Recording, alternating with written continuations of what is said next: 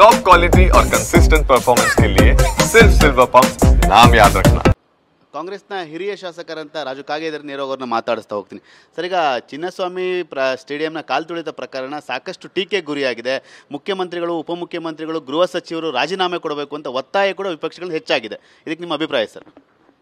ಒಂದು ಕಾರ್ಯಕ್ರಮ ಮಾಡುವ ಸಂದರ್ಭದಲ್ಲಿ ಘಟನೆ ಆದದ್ದು ಭಾಳ ದುಃಖದಾಯಕವಾದಂಥ ಘಟನೆ, ಆಗಬಾರ್ದಾಗಿತ್ತು, ಆಗಿತ್ತು. ಯಾರೂ ಬಯಸದ ಘಟನೆ ಅಲ್ಲ ಅದು. ಇಂಥ ಘಟನೆ ಆಗತೈತೆ ಅಂತೇಳಿ ಯಾರಿಗಾದರೂ ಮುಂಚಿತವಾಗಿ ಗೊತ್ತಿದ್ದರೆ ಯಾರೂ ಮಾಡ್ತಾ ಇರಲಿಲ್ಲ. ಏನೋ ಒಂದು ಅವರಿಗೆ ಅಭಿನಂದನಾ ಕಾರ್ಯಕ್ರಮ ಮಾಡಲಿಕ್ಕೆ ಹೋಗಿ ಅಲ್ಲಿ ಜನ ನಿರೀಕ್ಷೆಗಿಂತ ಹೆಚ್ಚಿಗೆ ಜನ ಬಂದಿದ್ದರಿಂದ ಇಲ್ಲಿ ಯುವಕರಲ್ಲಿ ಸ್ವಲ್ಪ ತಾಳ್ಮೆ ಇರೋದರಿಂದ ಅವ್ರನ್ನ ನೋಡಬೇಕು, ಅವ್ರ ಹತ್ತಿರ ಹೋಗಬೇಕು ಅನ್ನುವಂಥ ಆತುರದಿಂದ ಈ ಘಟನೆ ನಡೆದಿದೆ.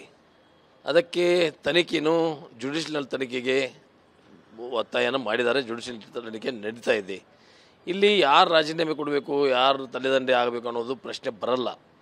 ಆದ ಘಟನೆ ಬಗ್ಗೆ ಸ್ವಲ್ಪ ಸಮಗ್ರವಾಗಿ ಮಾಹಿತಿಯನ್ನು ತಗೊಂಡು ತಪ್ಪಿತರ ವಿರುದ್ಧ ಕ್ರಮ ತಗೊಂಡು ಮುಂದೆ ಇಂಥ ಘಟನೆಗಳು ಆಗಬಾರ್ದು ಅನ್ನೋದು ನೋಡ್ಕೊಳ್ಳೋದು ನಮ್ಮ ಎಲ್ಲರ ಜವಾಬ್ದಾರಿ. ನಾವು ಜನಪ್ರತಿನಿಧಿಗಳು, ಅಧಿಕಾರಿಗಳು ಎಲ್ಲ ಈ ಕರ್ನಾಟಕ ರಾಜ್ಯದ ಆಗಲಿ ಅಥವಾ ಇಡೀ ಭಾರತ ದೇಶದಲ್ಲಿ ಇಂಥವು ಯಾವೇ ರಾಜ್ಯದಲ್ಲಿ ಆಗಲಿ ಯಾವೇ ಸ್ಥಳದಲ್ಲಿ ಆಗಲಿ ಇಂಥ ಘಟನೆಗಳು ಆಗಬಾರ್ದು. ಯಾಕಂದರೆ 11 ಮಂದಿ ಪಾಪ ಅಮಾಯಕರು, ಪಾಪ ಹುಡುಗರು, ಚಿಕ್ಕ ಚಿಕ್ಕ ಮಕ್ಕಳು ತೀರ್ಕೊಂಡ್ರಲ್ಲ, ಅವರ ತಾಯಿ ತಂದೆಗೆ ಆದಂಥ ದುಃಖನ ನಾವು ಯಾರೂ ಸಹಿಸಿಟ್ಕೊಳ್ಳಿಕ್ಕೆ ಆಗೋದಿಲ್ಲ. ನಾನು ಒಂದು ಹೇಳ್ತೀನಿ, ಇದು ಘಟನೆ ಆದದ್ದು ಆಕಸ್ಮಿಕ. ಅದಕ್ಕೆ ಯಾರು ಜವಾಬ್ದಾರಿ ಅನ್ನೋದು ಒಂದು ತನಿಖೆ ನಡೀತಾ ಇದೆ.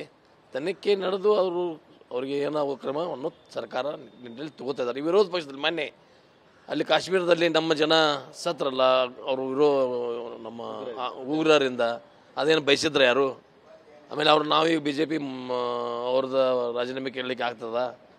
ಆಕ್ಸಿಡೆಂಟಲ್ಲಿ ಆಗ್ತಾಯಿರ್ತಾವೆ. ಯಾರೂ ನಿರೀಕ್ಷೆ ನಮಗೇನು ಗೊತ್ತಿದ್ರೆ ನಾವು ಮುಂಜಾಗ್ರತೆ ತಗೋತಾ ಇದ್ದೀವಿ. ಅದು ಇಂಥ ಘಟನೆ ಆಕ್ಸಿಡೆಂಟ್ಲಿ ಆಗಿದಾವೆ. ಇವು ದೊಡ್ಡ ಕಾರ್ಯಕ್ರಮ ಮಾಡುವಾಗ ಒಂದಷ್ಟು ಮುಂಜಾಗ್ರತಾ ಕ್ರಮಗಳನ್ನ ತೆಗೆದುಕೋಬೇಕಿತ್ತು. ಸರ್ಕಾರ ತರಾತುರಿಯಲ್ಲಿ ಮಾಡ್ತು ಅಂತ ಒಂದು ಆರೋಪ ಇದೆ ಸರ್. ಒಂದು ಆಗಿದೆ, ತರಾತುರದಲ್ಲಿ ಆಗಿದೆ. ನಾನು ಅದಕ್ಕೆ ಬದ್ಧನಿದ್ದೀನಿ. ಆದರೆ ಅದು ಯಾರೂ ಏನೂ ಮಾಡಲಿಕ್ಕೆ ಆಗೋದಲ್ಲ.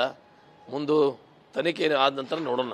ಅಂದರೆ ವಿಧಾನಸೌಧದಲ್ಲಿ ನಡೆದ ಕಾರ್ಯಕ್ರಮದಲ್ಲಿ ಏನಾಗಿಲ್ಲ, ಚಿನ್ನಸ್ವಾಮಿ ಸ್ಟೇಡಿಯಂಗೂ ನಮಗೂ ಸಂಬಂಧ ಇಲ್ಲ ಅಂತ ಮುಖ್ಯಮಂತ್ರಿಗಳು ಹೇಳ್ತಾ ಇದ್ದಾರೆ. ಅಂದರೆ ಅದು ಪ್ರಶ್ನೆಗಳು ಏನು ಬರ್ತಾ ಇದೆ ಅಂದರೆ, ಬರೀ ವಿಧಾನಸೌಧಕ್ಕೆ ಅಷ್ಟೇ ಮುಖ್ಯಮಂತ್ರಿನ, ರಾಜ್ಯಕ್ಕೆ ಅನ್ನೋ ಚರ್ಚೆಗಳು, ಆರೋಪಗಳು ಬರ್ತಿದೆ.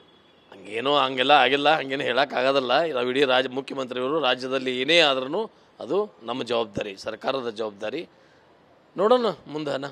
ಸರ್, ಈಗ ಸಚಿವ ಸಂಪುಟ ವಿಸ್ತರಣೆ ಒಂದು ಕಸರತ್ತು ಕೂಡ ನಡೀತಾ ಇದೆ ದೆಹಲಿಯಲ್ಲಿ ಅನ್ನೋ ಮಾಹಿತಿ ನಿಮಗೂ ಕೂಡ ಇರುತ್ತೆ. ನೀವೇನಾರು ಆಕಾಂಕ್ಷಿ ಇದ್ದೀರಾ, ಹೇಗೆ?